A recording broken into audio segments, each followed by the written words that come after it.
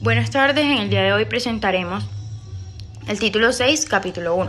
Los senadores y los representantes serán elegidos para un periodo de 4 años que se inicia el 20 de julio siguiente a la elección legislativa del 2000. El nuevo texto es el siguiente: los miembros de cuerpos colegiados de elección directa representan al pueblo y deberán actuar consultando a la justicia y el bien común.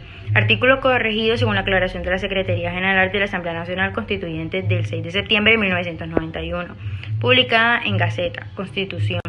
En caso de que los ministros, superintendentes o directores de departamentos administrativos no concurran sin excusa aceptada por respectiva Cámara, ésta podrá proponer moción de censura a departamentos administrativos por asuntos relacionados con funciones propias a lo del cargo, o por desatención de los requerimientos y citaciones del Congreso de la República de la moción de censura si hubiere lugar a ella. Deberá proponerla por lo menos la 10ª parte de miembros que componen la respectiva Cámara.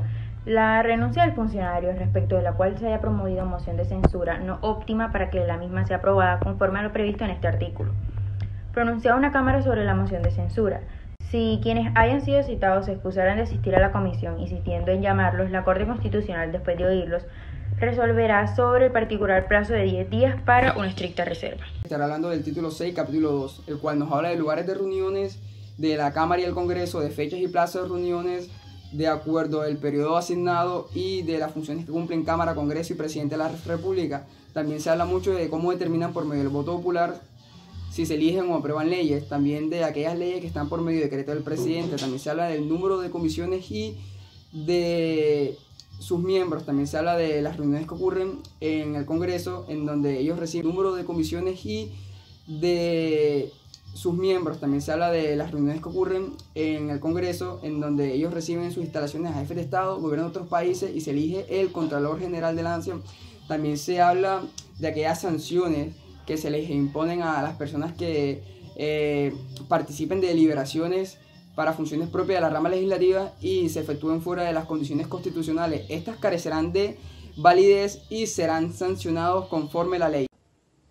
Capítulo 3. Este capítulo se basa y plantea que el Congreso es el correspondiente en hacer las leyes, para así por medio de ellas ejercer funciones como reformas y derogar las leyes, expandir códigos, aprobar planes y desarrollo, manteniéndose una igualdad entre los candidatos a la presidencia. Capítulo 4 también nos hablan de la cantidad de miembros que tiene el Senado, como que serían 100 en este caso y 2 para comunidades indígenas. También nos hablan de las atribuciones que tiene el Senado, que es como aprobar o improbar ascensos militares que confieren el gobierno, también elegir a Procuraduría General de la Nación y magistrado de la Corte Constitucional.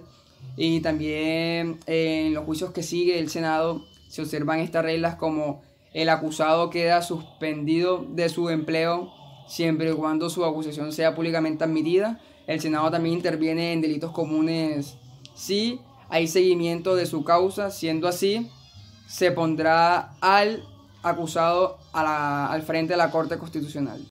El capítulo 5 nos habla sobre la Cámara de Representantes. Una de las cámaras del Congreso de la República que hace parte a la rama legislativa es elegida cada 4 años por medio de voto popular a nivel departamental, con sede en la capital del país, actualmente con 161 miembros, con funciones de tipo constituyente, político, administrativo, de control público, de protocolo, judicial, electoral. Esta tiene ciertas atribuciones, como son elegir el defensor del pueblo, examinar las cuentas general del presupuesto, conocer las quejas y reclamos, denuncias de los funcionarios, acusar al Senado, presidente u otro funcionario con alguna causa probable. Capítulo 6. Este artículo decreta que los congresistas no podrán gestionar en nombre propio o ajeno a entidades públicas o ante las personas que administren tributos.